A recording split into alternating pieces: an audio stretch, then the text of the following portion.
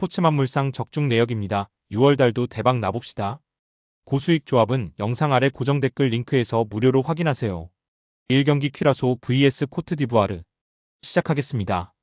해외 축구 홈팀 분석글. 측면에 넓게 위치하다가 안쪽으로 접고 들어오는 움직임이 위협적이며 전방으로 속도를 붙였을 때 직접 슈팅과 침투 패스를 모두 선택할 수 있다. 랑겔로 양가는 탄탄한 체격을 앞세워 최전방에서 공을 지켜주고 페널티 박스 안에서는 제공권과 문정 경합을 통해 마무리를 노리는 유형이다. 레안드로 바쿠나는 중원에서 좌우로 패스 방향을 전환하고 세트피스 상황에서도 정확한 킥을 공급할 수 있는 자원이다. 하지만 퀴라소는 포백 사이의 간격이 일정하게 유지되지 않으며 한 명이 수비수가 전진하면 나머지 수비진의 커버 위치가 늦게 정리되는 약점이 있다. 해외 축구 원정팀 분석글. 센터백과 풀백 사이에서 출발 위치를 계속 바꾸고 패스가 투입되는 순간 폭발적으로 속도를 높여 1대1 기회를 만드는데 강점이 있다. 특히 상대 수비수가 전진하는 타이밍에 맞춰 반대 방향으로 빠져나가기 때문에 조직력이 떨어지는 오프사이드 트랩을 무너뜨리는 능력이 날카롭다. 디오망대는 측면에서 과감한 드리블과 빠른 가속을 앞세워 수비수를 직접 흔들며 공이 없는 상황에서도 하프 스페이스를 향한 침투를 반복한다.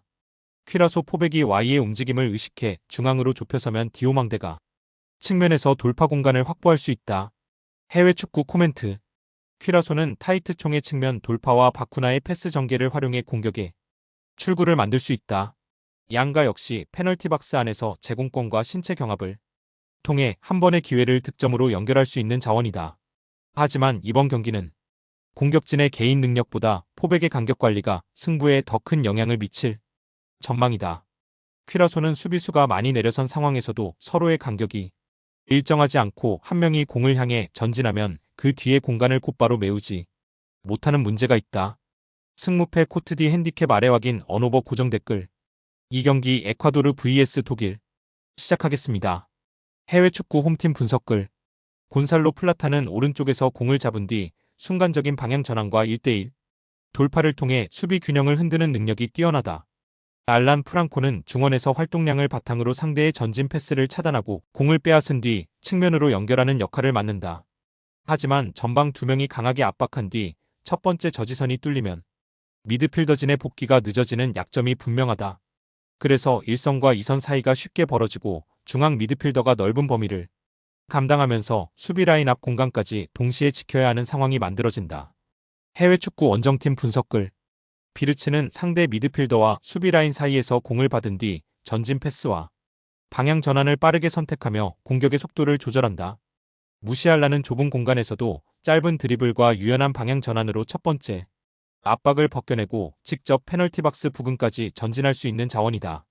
에콰도르의 전방 압박 이후 1선과 2선 사이가 벌어진다면 무시알라가 해당 공간을 빠르게 점령하며 수비진을 정면으로 마주할 가능성이 높다.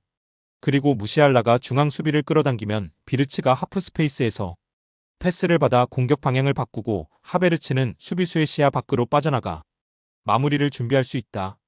해외 축구 코멘트. 이번 경기는 중립지역에서 펼쳐지기 때문에 형식적인 홈과 원정 구분보다 객관적인 전력과 전술 완성도의 차이를 먼저 살펴봐야 한다. 에콰도르는 전방 압박을 통해 독일의 후방 전개를 끊으려 하겠지만 압박이 한번 풀린 뒤 수비 위치로 돌아가는 속도가 느리다는 점이 치명적이다. 특히 1선과 2선 사이가 벌어지는 순간 무시알라가 자유롭게 방향을 전환할 수 있고 비르츠도 수비 라인 앞에서 전진 패스를 시도할 수 있다. 무시알라가 드리블로 한 명을 벗겨내면 에콰도르 중원은 중앙을 좁힐 수밖에 없고 그 과정에서 측면과 하프 스페이스의 간격까지 함께 벌어질 수 있다. 승무패 독일 핸디캡 아래 확인 언오버 고정 댓글. 상경기 일본 vs 스웨덴 시작하겠습니다. 해외 축구 홈팀 분석글. 쿠보가 빠지면 좁은 공간에서 수비수를 끌어당긴 뒤 왼발 패스로 마지막 틈을 열어주는 공격 전개가 줄어들 수밖에 없다. 그래서 일본은 이토 주냐의 빠른 발과 집요한 터치라인 돌파를 활용해 측면에서 새로운 활로를 찾으려 할 가능성이 높다. 이토 주냐는 공을 받은 뒤 지체하지 않고 상대 측면 수비를 정면으로 밀어붙이며 바깥쪽 돌파 이후 낮은 크로스와 컷백으로 공격을 마무리할 수 있는 자원이다. 해외 축구 원정팀 분석글. 단순히 높은 공을 받아내는데 그치지 않고 수비수를 등진 채 공을 지켜낸 뒤 몸을 돌려 슈팅까지 연결하는 과정이 매우 위협적이다. 요케레스가 중앙 수비수를 끌고 움직이면 알렉산데르 이삭은 반대편 수비수의 시야 밖으로 빠져나가며 배후 침투 각도를 만든다. 한 명이 전방에서 공을 받아주고 다른 한 명이 곧바로 뒷공간을 파고드는 투톱의 움직임은 일본의 높은 수비선을 공략하기에 알맞다. 루카스 베리발은 큰 체격을 갖추고도 전진 보폭이 빠르며 중원에서 압박을 벗어난 뒤 직접 공을 운반해 공격 속도를 끌어올릴 수 있는 주축 선수다. 해외 축구 코멘트. 일본은 쿠보의 부상 이탈로 오른쪽 하프 스페이스에서 공격의 방향을 바꾸고 마지막 패스를 공급하던 핵심 자원을 활용하기 어렵게 됐다. 그래서 이토 주냐가 터치라인을 넓게 사용하며 스웨덴의 윙백을 정면으로 공략하고 카마다가 안쪽에서 패스 연결을 책임지는 형태가 중요해졌다. 이토 주냐가 빠른 발로 측면 깊숙한 곳까지 전진하면 우에다는 니어 포스트와 중앙을 오가면서 낮은 크로스의 도착 지점을 노릴 수 있다.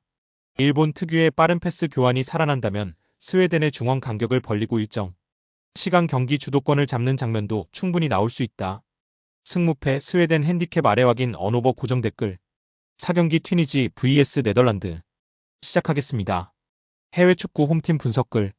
엘리아스 사드는 측면에서 빠른 방향 전환과 직선적인 돌파를 시도하며 수비수와 1대1 상황에서 과감하게 승부를 거는 성향이 강하다. 안쪽으로 좁혀 들어온 뒤 직접 슈팅까지 연결할 수 있어 역습 상황에서는 분명 위협적인 자원이다. 아니스 벤슬리만은 체격을 활용한 중원 경합과 전진 움직임에 강점이 있으며 공격 전개 과정에서 페널티 박스 부근까지 올라가 숫자를 더해준다. 한니발 메브리는 활동량과 적극적인 압박이 돋보이고 볼을 잡았을 때는 짧은 패스와 전진 드리블을 통해 공격 속도를 끌어올릴 수 있다. 해외 축구 원정팀 분석글.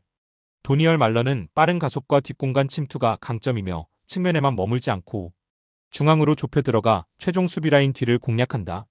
수비수가 각포와 대파이 쪽으로 시선을 빼앗기는 순간 반대편 공간으로 침투의 결정적인 득점 기회를 만드는 움직임이 위협적이다.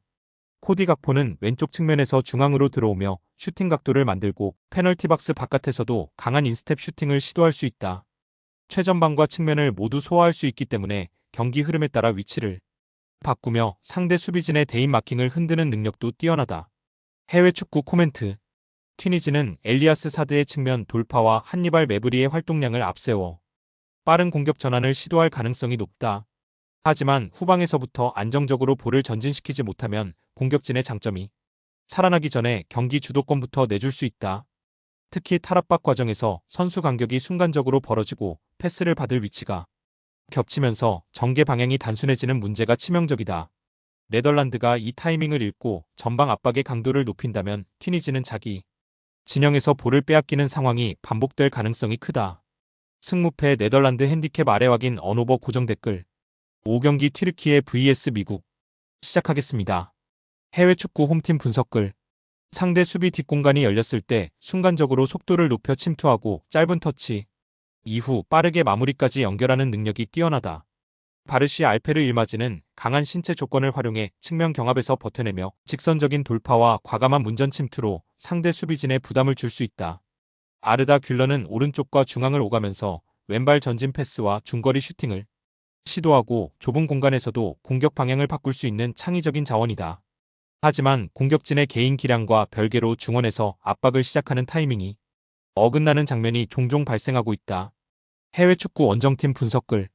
상대 센터백의 시야 밖에서 움직이다가 전진 패스가 들어오는 순간 침투하고 낮고 빠른 패스를 간결한 슈팅으로 마무리하는 능력이 뛰어나다. 크리스천 풀리식은 측면에만 머무르지 않고 중앙으로 좁혀 들어오며 짧은 방향 전환과 전진 드리블을 통해 상대 미드필더와 수비라인 사이를 공략한다.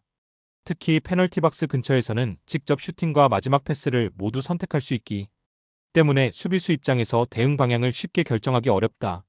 웨스턴 맥케니는 강한 활동량과 몸싸움을 바탕으로 중원 압박에 적극적으로 가담하며 공격 상황에서는 뒤쪽에서 페널티 박스 안으로 침투해 수적 우위를 만들어낸다. 해외 축구 코멘트. 튀르키예는 아르다 귤러의 왼발 전진 패스와 케렘 아크티르크올루의 안쪽 침투를 활용해 미국의 측면과 중앙 사이를 공략할 수 있다. 바르시 알페르 일마즈가 강한 몸싸움으로 전방에서 볼을 지켜낸다면 공격 지역에서 점유 시간을 늘리는 장면도 기대할 수 있다. 하지만 공격이 끊긴 직후 중원 압박의 타이밍이 어긋난다면 중앙 통로가 열리고 미국이 파이널 서드까지 빠르게 전진할 가능성이 크다. 미국은 바로 이 지점을 풀리식의 중앙 이동과 맥케니의 후방 침투로 집요하게 공략할 수 있다. 승무패 미국 핸디캡 아래 확인 언오버 고정 댓글 6경기 파라과이 vs 호주 시작하겠습니다. 해외 축구 홈팀 분석글 안토니오 사나브리아는 최전방에서 상대 중앙 수비수와의 몸싸움을 버텨내고 페널티 박스 안에서는 짧은 움직임으로 슈팅 각도를 확보하는데 강점이 있는 공격수다. 공중볼만 기다리는 전형적인 장신 타깃형 자원이라기보다 수비수의 시야 밖으로 빠져나가는 위치 선정과 간결한 마무리를 통해 득점 기회를 노리는 유형에 가깝다. 하지만 전방으로 공급되는 패스의 속도가 떨어지면 사나브리아가 상대 수비수 사이에 고립되기 쉽고 등을 진 상태에서 공격 전개까지 책임져야 하는 부담도 커질 수 있다. 해외 축구 원정팀 분석글 3명의 중앙 수비수가 페널티 박스 안쪽을 단단하게 보호하고 양쪽 윙백까지 수비 라인에 합류하면서 상대가 중앙으로 진입할 공간을 먼저 없애는 구조다. 모하메드 투레는 탄력적인 움직임과 저돌적인 전진 능력을 갖춘 공격수로 최전방에서 상대 수비수와 충돌하면서도 뒷공간을 향해 과감하게 파고드는 힘이 있다. 등을 치고 오랫동안 공을 지켜내는 정적인 공격수라기보다 전방으로 전달되는 패스를 따라 움직이며 상대 수비 라인을 뒤로 밀어내는 유형에 가깝다. 해외 축구 코멘트 파라과이는 사나브리아의 문전 움직임과 갈라르사의 적극적인 전진 가담을 통해 공격의 실마리를 찾으려 할 가능성이 높다. 갈라르사는 튀르키예전에서 강력한 왼발 슈팅으로 결승골을 기록했기 때문에 호주 역시 페널티 박스 바깥 공간을 쉽게 내주지 않으려 할 것이다. 하지만 미겔 알미론이 퇴장 징계로 결장하면서 파라과이는 측면에서 직접 공을 운반하고 상대 수비진을 흔들 수 있는 핵심 자원을 잃었다.